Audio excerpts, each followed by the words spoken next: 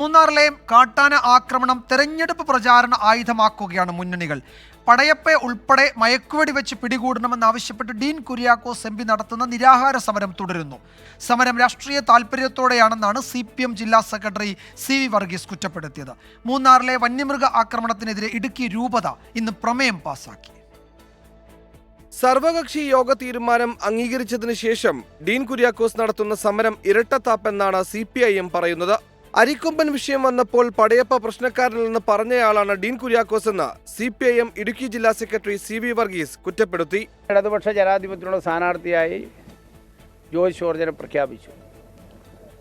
അപ്പോൾ ആ പ്രഖ്യാപിക്കപ്പെടുന്ന സന്ദർഭത്തിൽ തനിക്കൂടെ ഒരു സ്ഥാനം നേടുന്നതിന് വേണ്ടിയുള്ള സങ്കുചിതമായ രാഷ്ട്രീയ സമരമാണ് ഡീൻ കുര്യാക്കോസ് നടത്തിക്കൊണ്ടിരുന്നത്.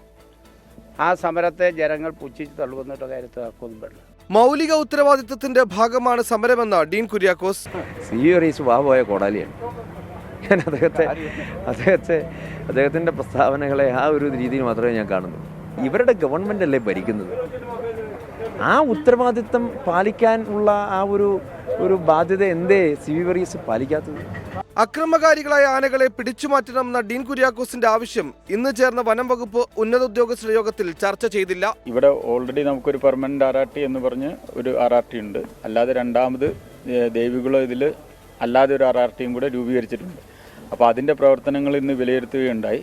അപ്പോൾ അതിൻ്റെ അകത്ത് വന്ന ന്യൂനതകളുണ്ടെങ്കിൽ അത് പരിഹരിച്ച് പുതിയതായിട്ടൊരു RRTക്ക് ഈ ഒരു ഷോർട്ട് ടേം ഇതിൻ്റെ അകത്ത് നമ്മളൊരു കൂടുതൽ മെച്ചപ്പെട്ട രീതിയിൽ RRT പ്രവർത്തിക്കുന്നതിനായിട്ട് പുനർവിന്യസിക്കുന്ന എന്ന് ഞങ്ങൾ തീരുമാനമെടുത്തിട്ടുണ്ട്. വന്യമൃഗശല്യം നേരിടുന്നതിൽ അധികാരികൾ കാണിക്കുന്ന നിസ്സംഗത ഭയപ്പെടുത്തുന്നുവെന്ന് ഇടുക്കി രൂപത വൈദിക സമിതി പ്രമേയം പാസാക്കി. സ്വാർത്ഥ ലാഭത്തിന് വേണ്ടി മൗനം പാലിക്കുന്ന രാഷ്ട്രീയ നേതാക്കൾ പൊതുസമൂഹത്തിന് അപമാനമാണെന്നും പ്രമേയത്തിൽ വിമർശിക്കുന്നു.